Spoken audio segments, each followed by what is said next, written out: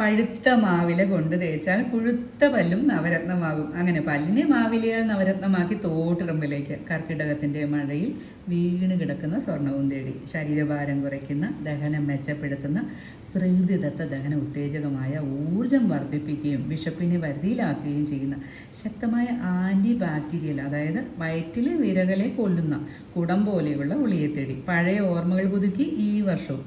പുളി എന്ന് കേട്ടാൽ വായിൽ കപ്പൽ ഓടും. കേൾക്കുകയോ കാണുകയോ സ്പർശിക്കുകയോ ഗന്ധം അനുഭവപ്പെടുമ്പോഴോ പഞ്ചേന്ദ്രിയങ്ങളെ ഒരുപോലെ ഉണർത്തുന്ന സ്വർണ്ണപ്പുളി.